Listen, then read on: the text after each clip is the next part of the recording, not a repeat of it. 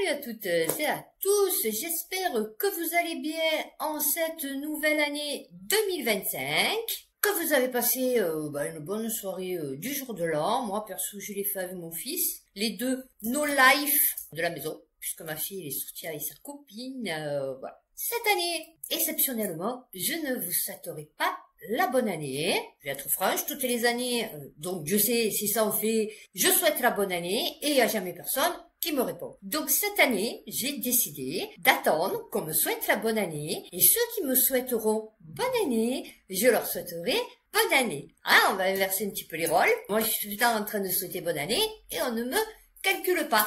Voilà, donc c'est un peu flippant, vous voyez, quand vous avez des abonnés que vous leur souhaitez bonne année et qu'ils ne vous répondent pas. Voilà.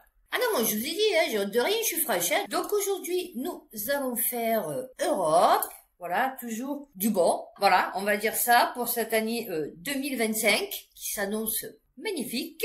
Alors, comme cadeau de Noël, avant de commencer, en fait, mon fils, il m'a acheté l'arbre de l'espérance et il m'avait acheté le petit solitaire. J'avais une chaîne super fine et donc je changeais. De temps en temps, je mettais l'arbre et de temps en temps, je mettais le solitaire. Sauf que ma chihuahua, je sais pas pourquoi, quand elle se met dans mes bras, elle s'accroche. Et en fait, elle s'accrochait à ma chaîne et du coup, elle me l'a cassée. Alors, mon fils, il m'a acheté donc les deux chaînes en argent. Hop, comme ça, je peux mettre les deux en même temps. Et ma fille, du coup, j'ai eu la suite du cadeau de l'année dernière et c'est des escrocs. Je vais vous expliquer pourquoi. Donc, elle m'avait acheté ça avec un petit socle. Vous savez, bon, je l'ai là-bas. Donc, cette année, elle est allée au marché de Noël, non, je précise, de Marseille, sur le Vieux-Port, je suppose. Et donc, elle est allée m'acheter le socle. Alors, le socle, déjà, bon, je sais pas si vous allez voir, non, parce que moi, je suis bricoleuse, donc je peux vous le dire. Ça, déjà, c'est pas possible. Vous voyez, donc déjà, ça, c'est de la merde. Normalement, elle m'a acheté le rouge pour assortir avec ma cuisine et mon salon. Vous avez vu mon sapin de Noël? Non, là, il est pas trop beau? Et donc, elle m'a acheté ça. Et donc, elle me dit, il faut le poser. Ok, sauf que quand vous le posez, vous voyez, selon comment vous le posez, parce que comme il bouge, il faut qu'il soit bien à plat, et sinon, ça fonctionne pas. J'ai dit, je vais essayer avec l'ancien.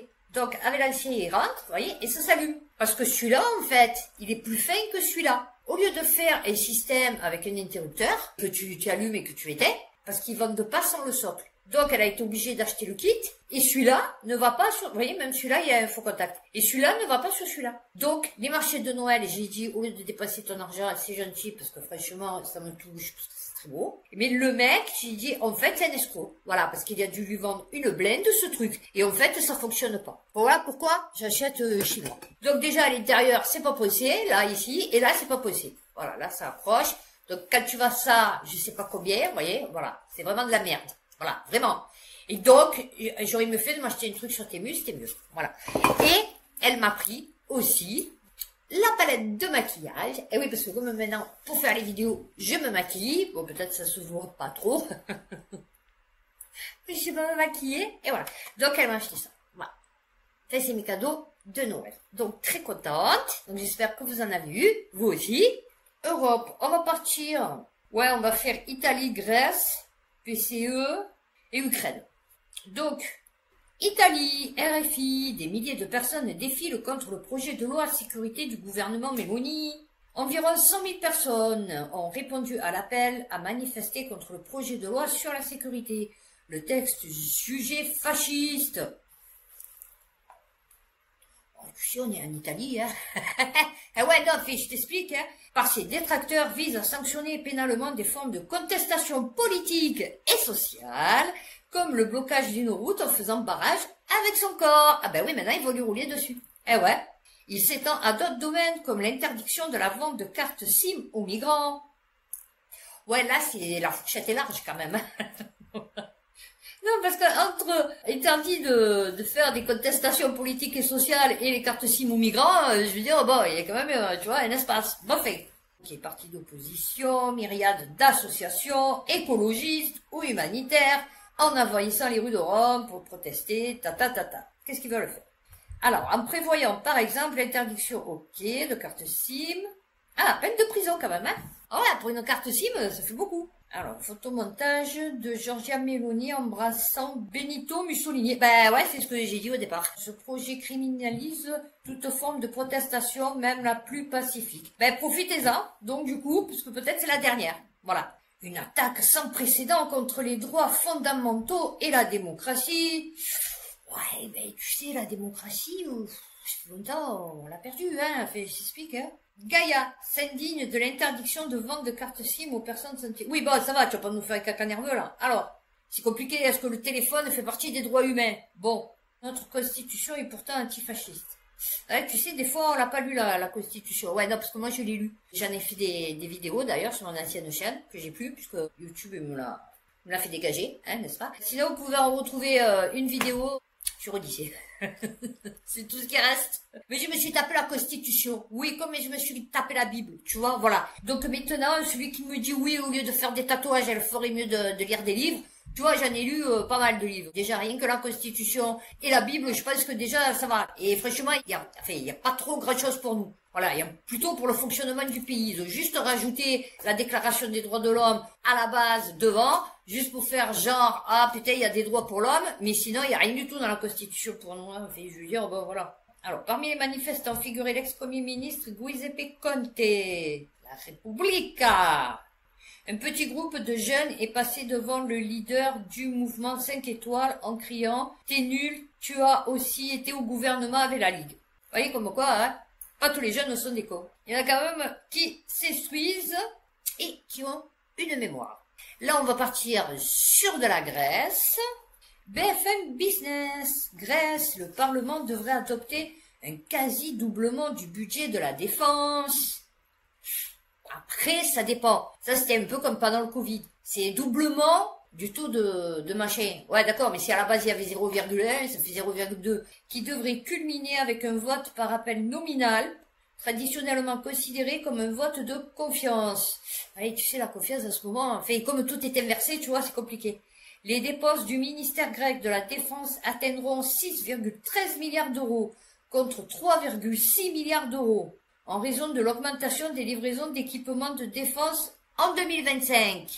Ouais, mais c'est par rapport à nous. Nous, c'est quoi, nos dépenses militaires? 39. Ah ouais, c'est sûr. Enfin bon, là, 2021, je sais pas pourquoi. Et alors, 2024, 50. Et ouais, voilà. C'est ce qui fait toute la différence. C'est que eux, de 3, ils passent à 6. Et nous, on en est déjà à 54. Par rapport à 2019, d'ici à 2025, les dépenses de santé auront augmenté de 74%. Et celle de défense de 73%. Et d'où ils prennent les sous? Non, parce qu'il paraît qu'ils sont complètement au fond du trou, les Grecs. Ce qui souligne les priorités du gouvernement à cet égard. Oh putain, ils vont les crever peu cher. Ces pauvres Grecs, mon Dieu. Alors, des tensions de longue date avec le voisin turc. Ah ouais. Et puis là, il y a la Crimée, non? C'est pas ça, l'Ukraine, machin et tout. C'est pas près de la Grèce, le truc. La fille, tu sais, qui connaît vachement son planisphère. Nikos Dandias, ministre de la Défense, a expliqué samedi devant le Parlement que ces dépenses étaient essentielles à raison des défis auxquels le pays est confronté, notamment dans ses relations avec son rival historique, la Turquie. Quiconque, ces dépenses sont-elles excessives? Quiconque se positionne sur ce point doit expliquer sur quels critères il les évalue. Et oui, voilà, le pays est-il menacé? C'est magnifique la Grèce, moi j'y suis passée. Le jour où ma mère, elle m'a abandonnée en Turquie. Ouais, ma mère, elle m'a abandonnée en Turquie. Et ouais, celle-là, je vous l'avais pas dite non plus, non, mais parce que je vous dis, c'est long, c'est très long. La liste est très longue. Donc du coup, oui, ma mère m'a abandonnée un jour en Turquie. Et donc du coup, il a fallu que je rentre par mes propres moyens. Et donc je suis passée par la Grèce en voiture. C'est très beau et on y mange très bien. Il y a des petits villages, c'est magnifique. Bon, alors la Grèce consacre environ 3% de son produit intérieur, enfin son PIB, à la défense. 3%. 300 milliards? C'est tout? De PIB? D'accord.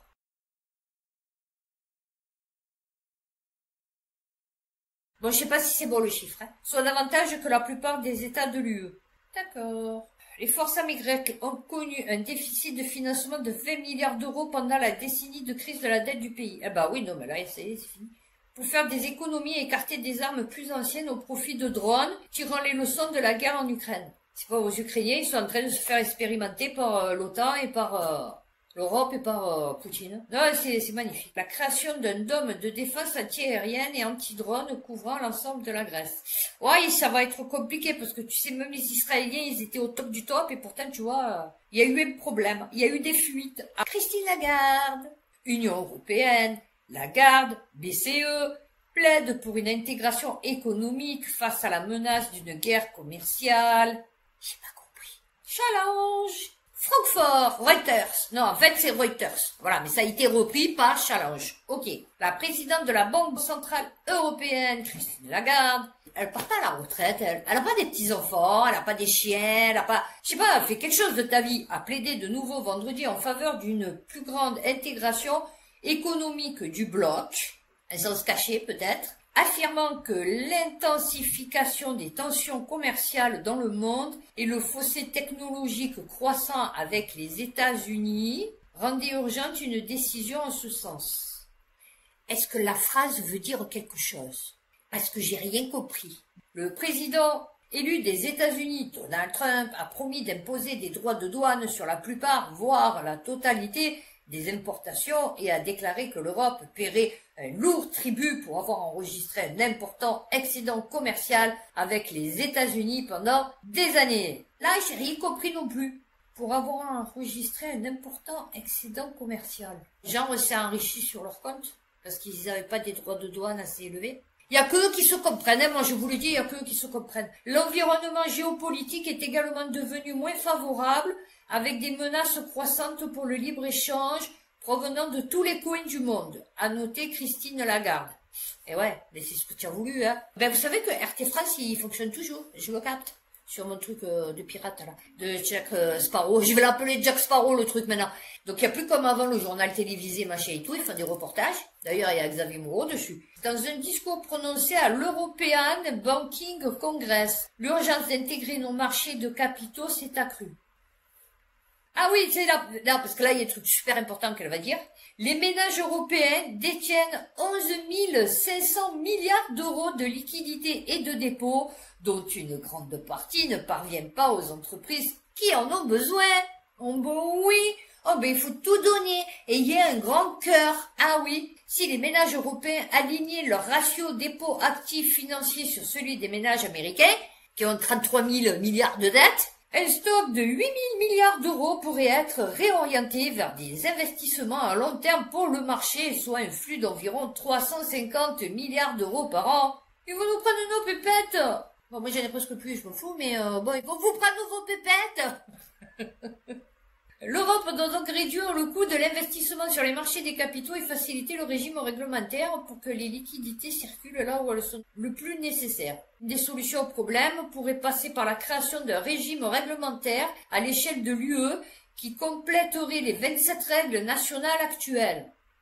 Cela permettrait à certains émetteurs d'opter pour ce nouveau cadre. Comprenez qui pourra? Pour éviter la lourdeur du processus d'harmonisation réglementaire, nous pourrions envisager un 28e régime pour les émetteurs de titres. Ils bénéficieraient d'un droit des sociétés et d'un droit des opérations boursières unifié, ce qui faciliterait le placement, la détention, le règlement de transactions transfrontalières. C'est dur à dire. Cela ne résoudrait cependant pas le problème du faible nombre d'entreprises innovantes qui s'installent en Europe, en partie à cause du manque de financement. Non, c'est surtout que l'énergie est super chère. Il y a trop de normes. Donc du coup, les mecs, ils préfèrent mieux aller ailleurs. France-TV-info.fr. Guerre en Ukraine. L'ambassadeur russe à Londres estime le Royaume-Uni est désormais directement impliqué dans le conflit. Ah oui, Aldostérone, il parle de l'Angleterre, là. Ils sont au bord du gouffre, hein, j'ai pas compris, hein. Des médias britanniques ont rapporté, mercredi, que l'armée ukrainienne avait tiré pour la première fois des missiles longue portée Storm Shadow britanniques pour atteindre la Russie. La guerre des mots. Ah oui, non, il y a des morts. Alors, j'aime bien parce que, la Corée du Sud, elle a dit, il y a 16 000 et quelques morts, genre de Coréens du Nord. Et il y a les États-Unis, ils disent 11 000. Ou l'Angleterre. Et tu te dis, les Nord-Coréens, ils disent quoi, et les Russes, ils disent quoi? Non, parce que c'est les premiers impliqués, tu vois, dans la situation. Là, c'est comme Gaza, on est toujours à 35 000. Non, lol, la blague. Ou à Mayotte avec 35 morts. Ou en Espagne, avec leurs 200 morts, alors qu'il y en a plus de 8 000. L'ambassadeur russe à Londres affirme d'ailleurs que le Royaume-Uni est désormais directement impliqué dans la guerre entre la Russie et l'Ukraine après l'utilisation des Storm Shadow par Kiev. Ok. Parce qu'une telle frappe ne peut pas intervenir sans le recours à des effectifs de l'OTAN, a déclaré l'ambassadeur. Le Premier ministre Keir Starmer n'a pas réagi directement. Il a laissé un porte-parole du 10 Downing Street diffuser une déclaration rapide auprès des médias. Avec ce message, le gouvernement britannique ne se laissera pas décourager ou distraire par des commentaires de Vladimir Poutine ou de l'ambassadeur russe. Oh bah ouais, écoute, on a dit, oh, on s'en fout. Ah bah oui. Ah ben non, attends, qu'est-ce qu'on en a à foutre, nous? Ah bah on les coupe en deux. Ah bah oui, attends. Et on va passer au bref. L'Italie compte ramener son déficit public à 2,8% du PIB dès 2026. Figaro Économie. Rome compte réduire le déficit public à 3,8 du PIB cette année contre 7,2 en 2023. Alors, un objectif plus ambitieux que le ratio de 4,3 envisagé lors des dernières prévisions gouvernementales en avril. Ah ouais, non, je vous dis, ils vont couper court. Motor1.com, l'usine Audi de Bruxelles fermera en février 2025. Oh, ben ça alors, berceau de la Q8 e-tron. C'est vrai, c'est ce qui est écrit, e-tron. Ah ouais. Laisse près de 3000 travailleurs à la maison. Vous rendez compte, vous dites, ouais, mais moi j'ai une Audi. Allez, c'est laquelle? La Q8 e-tron. Les dernières négociations pour trouver un repreneur ayant échoué. Ah ouais. Ah ouais, adieu les trons. La décision de fermer l'usine de Bruxelles est douloureuse. Personnellement, c'est le choix le plus difficile. Oh bah oui. Ouais. D'ici quelques mois, la production dans l'usine belge de l'Audi Q8 e-tron, le SUV électrique né en 2019 sous le simple nom d'e-tron, et qui n'a pour l'instant pas d'héritier, prendra donc fin. Eh ben voilà. Mais c'est magnifique l'Europe, hein? Le Parisien. Dublin, Israël ordonne la fermeture de son ambassade après des initiatives anti-israéliennes. Le ministre israélien des Affaires étrangères a annoncé dimanche, ok, on s'en fout, la fermeture de son ambassade à Dublin après, ok, estimant que l'Irlande avait franchi toutes les lignes rouges. Ah, il y en avait plusieurs. Les actions et la rhétorique d'antisémites, ah d'accord, pas anti-israélienne, d'accord, antisémite, oui, non, attends, oh, c'est pas pareil, hein, de l'Irlande contre Israël sont enracinés dans la délégitimation et la diabolisation de l'État juif, ainsi que dans la politique du deux poids, deux mesures. La reconnaissance par Dublin d'un État palestinien. Non mais franchement, t'as pas honte, hein? T'as pas honte, hein, de soutenir comme ça un État terroriste, hein? Franchement, c'est antisémite ça. Bien sûr, c'est antisémite. Non mais. Et le soutien à une procédure intentée par l'Afrique du Sud devant la... Et oui, ah, en plus, hein, la cerise sur le pompon. Eh ouais. L'Irlande rejette ces accusations en déplorant une décision profondément regrettable de la part du gouvernement du Premier ministre Netanyahou. Je rejette totalement l'affirmation selon laquelle l'Irlande est anti-israélienne. Oui, non, tu n'es pas d'accord avec eux, tu es anti. Quand tu n'es pas d'accord, tu es anti. Hein? Le Parisien, une honte pour notre pays. L'absence du roi Philippe VI et de la reine Laetitia à Notre-Dame fait réagir en Espagne. Alors, oui, figurez-vous, je voulais revenir sur le problème on en a combien? Ouais, il faut que je me dépêche. De l'Espagne, c'est que on avait une vidéo où quand il arrive, il se prend des jets de boue, ok? Et après, ils nous ont montré une vidéo où il revenait, ou alors il allait ailleurs, enfin bon. Et là, on l'accueillait en sauveur. Donc du coup, ben ça c'est fake en fait. Voilà, parce que les Espagnols, ils peuvent plus se le voir, le roi Philippe de mes deux. Alors, selon les autorités, le roi Philippe VI et la reine, bon, on s'en fout, avaient pourtant bel et bien été invités à la cérémonie, tout comme le gouvernement de gauche espagnol, en la personne du ministre de la Culture, Ernest Urtasun. Mais aucun d'entre eux ne s'est rendu sur place. Oh, mais tiens, alors, qu'est-ce que j'ai bossé? Le Premier ministre Pedro Sanchez a assuré lundi que les invitations étaient exclusivement adressées au chef d'État et au ministre de la Culture, lequel n'était pas disponible. Ah ouais, voilà. Oh, Ursula, notre petite cochonne, le monde.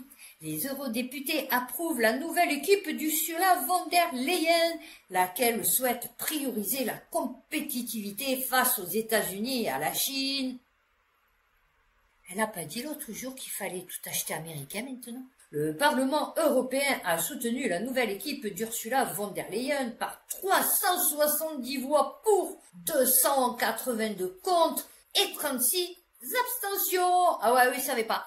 Ah ouais, non, eux, ils savaient pas. La commission prendra ses fonctions le 1er décembre, confortée par le vote favorable de 370 députés. Et moi, j'aimerais bien savoir, nous, ce qu'ils ont voté. La commission prendra ses fonctions le 1er décembre et devra faire face au retour de Donald Trump à la Maison-Blanche, à la guerre en Ukraine. On dirait que c'est pareil, tu as vu? aux tensions commerciales avec la Chine et au changement climatique. Oh bah oui. Alors, cette nouvelle commission penchant droite, avec une quinzaine de portefeuilles sur 27, attribuée au PPE, première force politique du Parlement, son chef, Manfred Weber, n'a pas caché sa satisfaction. Oh bah oui, là, ça lui fait des pépettes en plus, hein, par moi, hein, bah, je vais te dire, hein, c'est pas négligeable. Hein. C'est une commission très équilibrée. Oh bah oui, tout le monde y trouvera son compte. Donc ça, je rajoute, hein, en mentionnant qu'une possible majorité parlementaire allant de CR, extrême droite, au siège des eurodéputés italiens de Giorgia Meloni, jusqu'à certains verts. Toujours les bons qui sont parmi nous. Guerre en Ukraine, le Figaro International, le chef du service de renseignement allemand juge possible une confrontation militaire entre l'OTAN et la Russie. Là, parti comme c'est parti. Alors, la montée en puissance croissante de l'armée russe. Ah, je croyais que c'était le... Non, hein? Alors, le recours massif par la Russie à des mesures hybrides contre des cibles occidentales accroît le risque que l'OTAN envisage un jour d'invoquer la clause de défense mutuelle de l'article 5 de l'Alliance, a déclaré le chef du service de renseignement extérieur. Ils sont chauds les Allemands en ce moment, hein. Moi je trouve, ouais, ils sont chauds bouillants. Westfrance.fr. Pourquoi l'Europe est entrée dans une forme de récession? Ouais, c'est pas une forme, hein, c'est une récession, tout court. Ah, mais il y a plusieurs formes. D'accord, non, mais c'est bien de le savoir. Créateur du bilan carbone. Ah, ouais, d'accord. Ouais, je crois que la ref, elle est pas trop. Alors, donc, du coup, on va le faire vite. Selon lui, pour éviter un mur physique, il faudrait aussi mettre des limites à l'économie. Oui, mais alors, on n'est plus dans la mondialisation, mon chéri. Eh ben, écoutez, alors, lui, c'est Jean-Marc Jancovici. Tête de con, encore. 20minutes.fr. Guerre en Ukraine. La Russie affirme que les États-Unis savaient qu'elle allait tirer un missile hypersonique sur l'Ukraine. Ah, comme quoi tout se sait maintenant. La Russie a confirmé avoir tiré un nouveau missile sur l'Ukraine. Cette arme baptisée Oreshnik est conçue pour porter une ogive nucléaire. Vladimir Poutine a estimé que le conflit en Ukraine avait désormais tout d'une guerre mondiale et prévenu qu'il n'excluait pas de frapper les pays occidentaux. Il affirme aussi que les États-Unis avaient été alertés 30 minutes avant que ce missile ne soit tiré. Non, c'est bien, hein, vous voyez, comme quoi, hein, c'est un peu comme le Toyo, hein, le Nord Stream, ouais, putain, c'est la Russie, puis finalement, c'était l'Ukraine, vous voyez, non, mais, oh, bon, je vais tirer, hein. T'es sûr? Ouais, je vais tirer, ouais, mais ça va faire peur à la population, ouais, mais c'est justement, c'est le but. Comme ça va un peu leur faire peur, tu vois, ils vont se caguer dessus, ils vont être prêts à vendre leur âme, tu vois, voilà. Le Figaro International, un tentaculaire trafic d'êtres humains démantelé, soupçonné d'avoir acheminé au moins 2200 Syriens en Europe. Au moins, ils les ont arrêtés. Bon, c'est déjà pas mal. Actif depuis 2021, opéré dans 20 pays le long de la route des Balkans utilisée par les migrants d'Afrique et du Proche-Orient. Était acheminé jusqu'à l'Allemagne et le Royaume-Uni. Non, je vous dis, les Allemands, ils ont un problème, ils sont chauds bouillants en ce moment. 450 policiers à travers le vieux continent. Oh mon Dieu, qu'est-ce qu'il est vieux, le continent. Alors, 6 en Autriche, 3 en Bosnie-Herzégovine, 4 en Allemagne, 5 en Pologne, 6 en Serbie et 1 au Royaume-Uni. Parmi elles, 3 cibles de haute valeur, particulièrement recherchées pour leurs influences dans les sphères criminelles. Eh ouais, c'est chaud. C'est pas pour faire des barbes à papa, hein, ça, sans doute. Hein. L'une d'elles, un citoyen irakien, est suspecté d'être le chef de cette organisation. Les transferts d'argent s'effectuaient par le biais d'opérateurs Hawala. Ce système de paiement encouragé par le Coran, quoi il est halal, qui condamne l'usure et donc pour ses plus fervents partisans, les prêts à intérêt a pour objectif de délaisser les banques au profit d'un simple envoi de fonds qui transitent d'opérateur en opérateur. Très sécurisé. Ceux-ci peuvent être des gérants d'épicerie ou d'autres petits commerces. En l'occurrence, le réseau criminel avait un opérateur principal en Turquie qui envoyait ou recevait des fonds vers ou depuis des opérateurs secondaires dans toute l'Europe. Oh bah écoutez, le Figaro Économie. L'accord avec le Mercosur est inacceptable en l'état, martèle le ministre de l'Industrie. Ça me fout parce que, je t'explique, c'est Ursula. Oh, il a fait sa tête de petit chafouin, il était comme ça. Oh, mesquinette, il nous fait de la peine. Mesquinou. Ah bah oui, on va se battre. Hein, voilà. Faut prendre le stylo. Ouais, bon, allez le signer, le truc. De toute façon, nous, on n'y va même pas puisque c'est Ursula. Hein, qui va signer pour nous. Qui va apposer sa signature à notre place. Le mec, il te signe l'Europe. Il est OK avec l'Europe. Mais il est pas OK à l'Europe. Ouais, on doit prendre l'intégralité du truc. Et ouais, c'est sûr. Eh ben oui, mais faut-il savoir lire le truc. Après l'enregistrer, l'analyser, et après se rendre compte qu'on est en train de se faire un filet. Mais comme ils en ont rien à foutre, voilà, on a fini sur les brèves, et on va passer à la vidéo finale.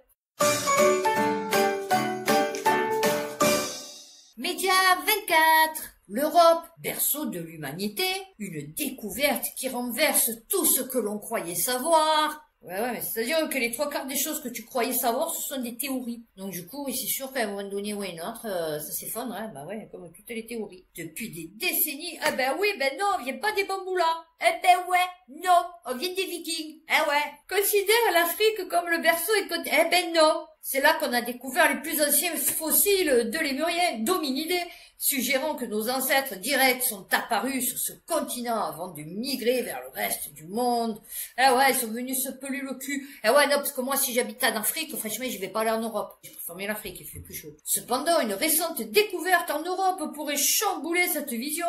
Un fossile retrouvé en Grèce remet en question, alors c'était quoi, un doigt, une oreille, un nez? Le fossile découvert vieux de 7,2 millions d'années appartient à une espèce d'hominidé appelée Graecopithecus frebergi. Selon les chercheurs, il pourrait représenter l'un des tout premiers ancêtres communs à l'humanité. Donc il serait descendu, oui, ce qui est un peu plus logique, parce que du coup, en haut, il se pelait le cul, en Grèce, et donc il s'est dit, on va aller voir en face, peut-être il fait un peu plus chaud, tu vois. Ce qui est pas con, en fait. Plutôt que du chaud, aller vers le froid. Ouais, non. Cette révélation remettrait en question la chronologie des migrations des hominidés et suggère que l'Europe pourra avoir joué un rôle principal, oui, dans l'émergence des premiers représentants de notre lignée aryenne. Oui, non. Le fossile, une mâchoire. Ah! Ils vont nous prendre pour des cons. Le fossile, une mâchoire partielle dotée de dents, a été minutieusement analysé. La microtomographie. Ces outils ont permis de reconstituer les caractéristiques dentaires uniques de Graecopithecus frebergi, qui se rapprochent davantage des hominidés que des grands singes. Ah ouais, lémuriens. Ils seraient antérieurs aux plus anciens fossiles africains connus de toute la lignée humaine. Ah ouais, non, mais si tu savais. La découverte a été réalisée dans une région sèche et aride de Grèce, un environnement étonnamment semblable à celui de l'Afrique de l'époque. J'ai pas compris. Ce contexte soulève des questions fascinantes. Les premiers hominidés auraient-ils émergé dans des écosystèmes semblables en Afrique et en Europe avant de se disperser? Cette hypothèse remet en lumière l'importance des migrations dans l'évolution humaine. La découverte du fossile de Graecopithecus frebergi a provoqué une onde de choc dans la communauté scientifique. Si certains chercheurs saluent cette avancée comme une occasion de réviser les théories existantes, d'autres se montrent plus sceptiques, voire critiques. La principale controverse repose sur la datation et l'interprétation du fossile, enfin du bout de mâchoire et 3 dents. Par ailleurs, certains paléoanthropologues estiment que le fossile pourrait appartenir à une espèce de singe ancien plutôt qu'à une hominidé. Ces doutes alimentent un débat passionné. Eh ouais. Malgré ces critiques, l'équipe à l'origine de cette découverte reste confiante. Bah oui, c'est-à-dire, va toucher des pépettes, hein. Faire une redéfinition des origines humaines. Oh la loulalou. L'Europe deviendrait alors un acteur majeur dans l'histoire des origines humaines, avec des répercussions sur notre compréhension des migrations préhistoriques. Eh oui. Une telle découverte pourrait également intensifier les recherches paléontologiques en Europe, souvent éclipsées par les découvertes africaines. Bah, tu sais, les découvertes africaines, à part nous trouver 4 tibias, ils auraient pas trop trouvé grand chose, tu vois, les archéologues. Bah écoutez, j'ai terminé Europe, donc prochaine vidéo internationale. N'hésitez pas à liker, pousser, abonner, regarder, revisionner. D'ici ma prochaine vidéo, prenez soin de vous, faites attention à vous et puis à bientôt pour une prochaine vidéo.